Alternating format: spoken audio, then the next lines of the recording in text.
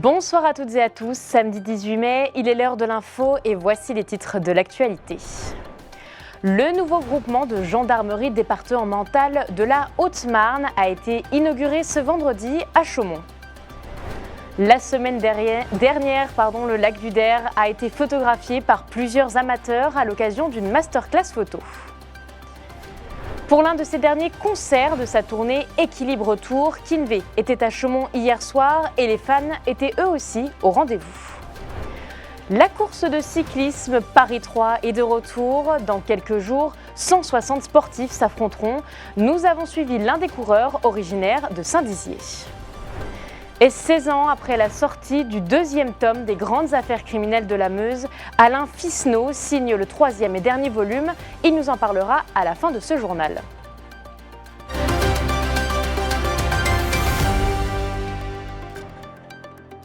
Voici pour les titres. Ce vendredi 17 mai, le groupement de gendarmerie départementale de la Haute-Marne a été inauguré à Chaumont. Les travaux de cette nouvelle caserne, estimée à 21 millions d'euros, ont été terminés en 2022. Il s'agit de la plus grande gendarmerie de France, portée par une collectivité. La rédaction vous propose une visite guidée. C'est dans cette ambiance solennelle et militaire que le nouveau groupement de gendarmerie départementale de la Haute-Marne est inauguré. La caserne de Chaumont porte désormais le nom du colonel Georges Delmas, une fierté pour les militaires. Le chef d'escadron Delmas reçoit l'ordre de défendre Gray, point de passage obligé sur la Saône. Les gendarmes haut-marnais. Le colonel est une figure importante pour la gendarmerie car il a fait preuve d'un engagement sans faille de 1914 à 1950. Quand on voit le parcours de cette personne qui a commencé comme sergent dans l'armée française et qui a été 17 fois cité au feu, blessé plusieurs fois, lors de la Première Guerre mondiale, lors de la Deuxième Guerre mondiale au cours de la Résistance et qui a continué après à s'illustrer. Donc il était naturel de choisir le nom du colonel Georges Delmas. La gendarmerie possède désormais un équipement de pointe. Des salles d'audition spécifiques aux enfants ont par exemple été créées. Depuis le début de l'année, celle-ci a accueilli 74 victimes. C'est pas naturel de venir à la gendarmerie, surtout pour relater des faits aussi graves généralement. Cette nouvelle caserne comprend également 70 logements destinés aux gendarmes et à leurs familles.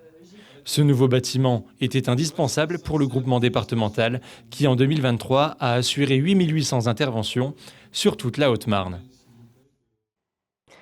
Du 15 au 17 mai, le lac du Der a été photographié par plusieurs amateurs à l'occasion d'une masterclass animée par Arnaud Guérin, géologue et photographe professionnel. Après avoir pris quelques clichés sur les rives du lac, les passionnés se sont rendus au musée du Der pour tenter de capturer leurs plus belles images. Manon de Fonty les a suivies. Une des stars du jour, c'est elle, la maquette du village musée du Der. Tous ces éléments sont photographiés par une dizaine de passionnés à l'occasion d'une masterclass organisée au lac du Der. Pour obtenir le meilleur cliché, ces amateurs peuvent compter sur les conseils du photographe Arnaud Guérin, qui a l'habitude d'exposer au Festival de la photo animalière de Montier-en-Der. Une bonne photo, c'est avant tout une émotion. Quand on regarde une bonne photo, on doit avoir une émotion. Et cette émotion, elle doit amener à avoir envie d'en savoir plus. Et ce travail, c'est aussi un travail d'écriture qui va permettre que derrière, on ait envie d'apprendre, envie de découvrir. Et le Der, c'est pas uniquement des oiseaux, c'est pas uniquement les grues. C'est aussi toute l'épaisseur de l'histoire, les témoignages des gens, la vie rurale comme on le voit dans ce musée. Donc c'est un ensemble et c'est ce qu'on essaie de faire dans le cadre de ces masterclass photos. Cette animation gratuite est proposée pour la toute première fois à l'occasion du 50e anniversaire du lac du Der. Son but est de réaliser un reportage photo collectif qui sera ensuite diffusé lors de la 27e édition du Festival photo de Montier. Un honneur pour tous ces photographes amateurs venus enrichir leurs connaissances. Déjà faire des sorties, voir autrement ce qu'on a l'habitude parfois de voir au quotidien, mais au travers de l'objectif. Et également la recherche de lumière, d'ambiance, de petits détails. Et en fait, c'est C'est plein de choses, mais c'est vraiment passionnant. Pour moi, capter un moment, c'est l'inscrire à jamais dans les esprits, ou ne serait-ce que visuel, que ce soit au visuel ou aussi marqué à vie. C'est à la fois de l'histoire aussi, parce que quelque part, même si on prenne une personne, un objet ou une plante, un jour elle est peut-être amenée à disparaître. Donc du coup, une fois qu'elle est dans l'objectif, elle sert à vie. Au travers de l'objectif, les photographes tentent de capturer les meilleurs clichés du lac du Der. Cette animation sera renouvelée à l'automne. Arnaud Guérin animera de nouveau une masterclass sur les bords de la mer en Champagne. Et hier soir, la salle de spectacle Palestra de Chaumont était bondée. Et pour cause, le chanteur Kinvé a donné l'un de ses derniers concerts de sa tournée Équilibre Tour. De quoi ravir plus de 2500 fans présents pour l'événement. Janice Gallard était sur place. La file d'attente ne cesse de s'allonger. Elle va désormais jusqu'au parking du Palestra de Chaumont. Tous attendent patiemment de pouvoir découvrir leur idole, Kinvé. Bonne soirée. À la télé, je l'entends et j'aime bien ses chansons. Ce soir, c'est l'une des dernières dates de la tournée Équilibre Tour du chanteur. Un rendez-vous musical qui retrace ses 15 ans de carrière. Pour l'occasion, plus de 2500 personnes sont venues, remplissant entièrement la salle chaumontaise. Les premiers fans sont arrivés dès 19h. Pour certains, ce n'est pas la première fois qu'ils assistent au concert de l'artiste. Et bien sûr, ils ne s'en lassent jamais. Ça va, et plus il donne encore plus qu'avant. En fait, il y a encore plus d'émotions à chaque concert. Et là, c'est un des derniers en salle, donc je pense que ça sera encore mieux. Dès le début du concert, les fans sont en ébullition. Et si beaucoup sont venus par nostalgie, parce qu'on aime bien en fait beaucoup les anciennes musiques qu'on écoutait quand on était jeune, donc ça fait 10 ans qu'on l'écoute. D'autres ont découvert plus récemment l'univers de Kinvé.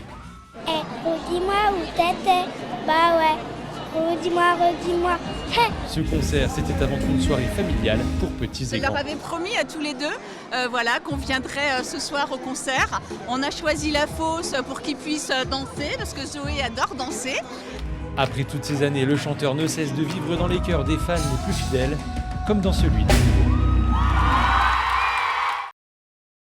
La célèbre course de cyclisme, le Paris 3, est de retour ce lundi 22 mai. Puissance TV sera d'ailleurs à Colombey-les-Deux-Églises pour une émission spéciale dans le village départ.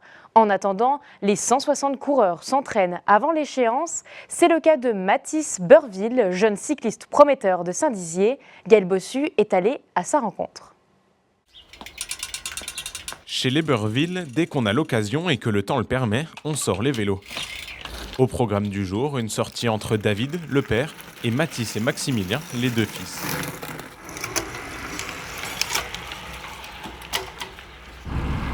Le petit peloton familial a beau pédaler à plus de 30 à l'heure, la sortie du jour reste plutôt tranquille.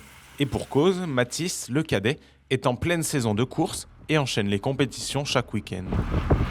Là, on fait une petite sortie récupération d'une petite 1h quasiment. On va aller jusqu'au Der. Faire des kilomètres, je me sens un peu libre quand je roule. Rien que quand je viens ici, c'est là où je viens souvent, quasiment le plus souvent avant mes courses. Je me sens tranquille, je suis apaisé grâce à l'eau, à l'environnement qui est autour de moi et je me sens bien ici. Prochaine échéance pour le sociétaire de l'UV Aube, la course d'un jour Paris 3, où il sera le seul coureur au Marnais. En tant que local de l'étape, il ne compte pas faire de la figuration. C'est une très grosse course avec des pros et puis c'est un parcours très compliqué. Après, je pense que ça pourra aller, on verra bien. J'y suis allé une tonne de fois à Colombey-les-Deux-Églises. J'ai fait un championnat Grand Est cyclocross. Je trouve que c'est parfait pour moi en plus. Il y aura des proches à moi pour m'encourager, donc c'est que mieux.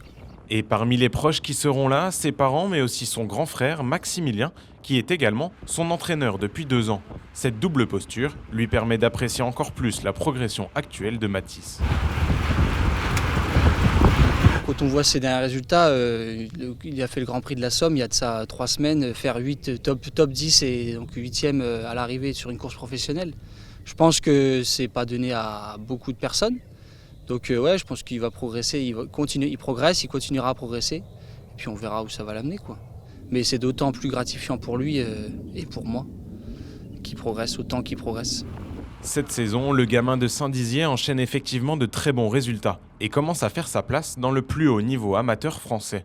Un niveau amateur qu'a également connu autrefois le père. Si les deux frères Beurville sont tombés amoureux du cyclisme étant petits, David n'y est pas pour rien.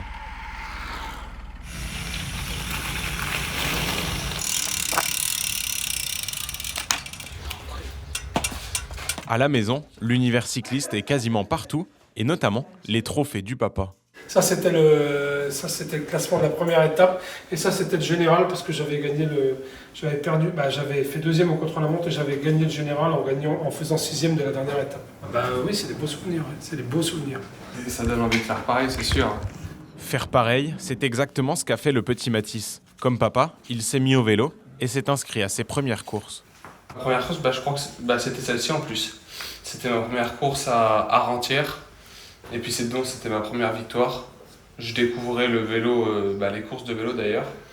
Et ça m'avait plu et c'est là que j'ai tout de suite accroché les courses en 2017. C'est maintenant chez les adultes que Mathis espère aller décrocher ses plus belles victoires et faire briller ce nom de famille. La Meuse face au crime, c'est 56 histoires, des affaires criminelles racontées par un enfant du pays. Les 2 premiers tomes de cette série ont été publiés en 2006 et 2008. Et 16 ans plus tard, vous sortez le dernier tome. Bonsoir Alain. Bonsoir Clémentine. Merci d'avoir été d'être sur notre plateau. Alors c'est un livre qui vous a pris 16 ans. Oui, alors pas tout à fait au niveau de l'écriture, mais c'est vrai que les recherches demandent beaucoup de temps. Et puis j'avais mis un petit peu de côté aussi, parce que les recherches avaient été faites principalement par mon épouse aux archives départementales de la Meuse, où se trouvent les dossiers judiciaires qui sont stockés là.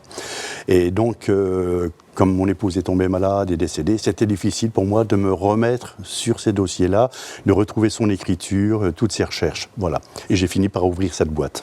Alors vous avez ouvert cette boîte, c'est en quelque sorte un livre hommage, on pourrait dire. Un livre hommage, tout à fait, sur tout le travail qu'elle a fait pendant des années. Elle a gratté du papier parce qu'à l'époque, il n'y avait pas possibilité de faire des photos, des choses comme ça. Il n'y avait pas les appareils qu'on a aujourd'hui. Donc pendant 16 ans, effectivement, elle a beaucoup travaillé dessus. Alors justement, vous parlez de recherche. Comment on recherche? Vous me parlez de certains dossiers là. Oui, alors les dossiers donc, judiciaires sont déposés aux archives départementales, dans tous les départements d'ailleurs. Après, j'ai bénéficié de l'accord de la première présidente de la Cour d'appel de Nancy pour des affaires plus récentes, parce que tous les dossiers judiciaires ne sont pas consultables par tout le monde. Les autorisations pour l'écriture et la publication également.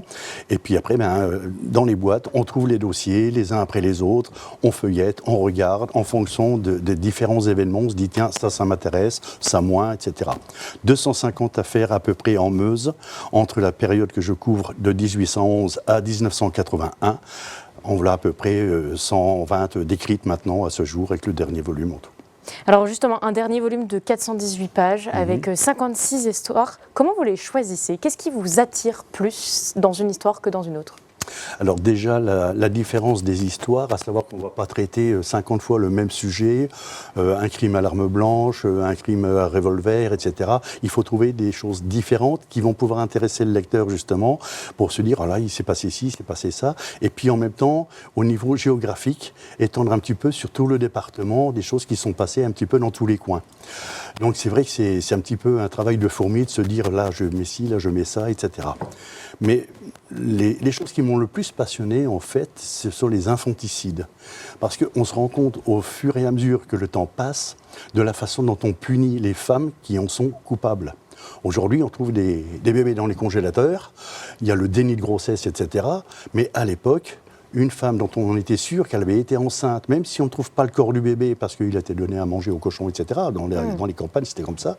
Ben là, après, on va la guillotiner. Après, ça va être les travaux forcés. Après, on va commencer à trouver des excuses. Il ne faut pas oublier que dans le temps, les jurés dans les tribunaux n'étaient que des hommes, et surtout des hommes de bonne fortune. Les petits ouvriers n'y avaient pas droit. Il fallait être inscrit sur les listes électorales. Et donc, à partir de 1945, les femmes étant inscrites également sur les listes électorales ont pu participer au jury. Et donc là, ça a changé la donne parce que les femmes avaient une autre sensibilité également par rapport à l'acte criminelle de la femme. Alors justement, vous faites des recherches sur les affaires judiciaires, mais sociologiques aussi. Vous étudiez tout le contexte de l'époque, j'imagine. Tout à fait. J'étudie le contexte de l'époque. J'étudie également un peu la généalogie de tous les personnages, que ce soit la victime, que ce soit le meurtrier, etc. Savoir un petit peu dans quel contexte ils ont évolué l'un et l'autre, à quel moment ils se sont retrouvés pour ce geste fatal qui va mener à la mort. Justement, c'est difficile à quantifier, mais combien de temps, on va dire, que vous passez sur une histoire, à partir du moment où vous recherchez et au moment où vous l'écrivez? Alors, bon, il y a la recherche proprement dite qui va prendre un certain temps, étudier tous les témoins, étudier les rapports de gendarmerie, le juge d'instruction, etc. Après, aller aussi sur place pour voir un petit peu les lieux, les décors. J'ai arpenté tout le département afin de voir un petit peu tout ce qui se passait, prendre des photos sur les lieux. Et c'est impressionnant aussi d'être sur place.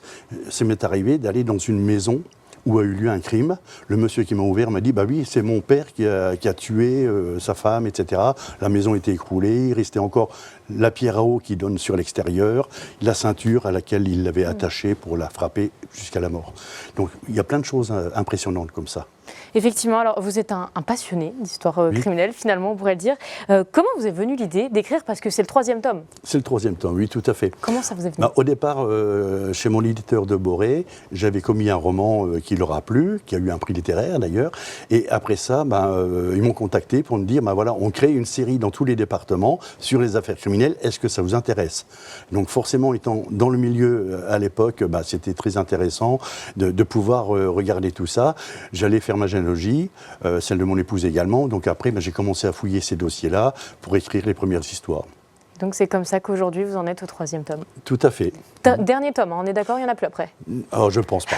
Je ne pense pas, parce que c'est quand même un travail très lourd. Et puis surtout, là, j'ai voulu en même temps rendre hommage à mon frère. Ça fait 30 ans cette année qu'il a été assassiné.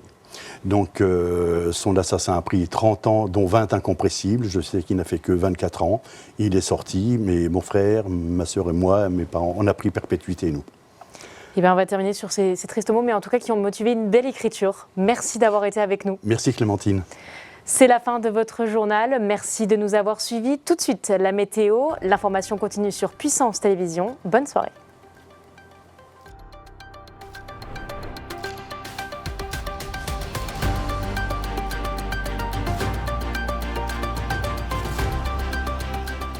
Toute l'actualité en continu à retrouver sur notre site internet et notre application mobile.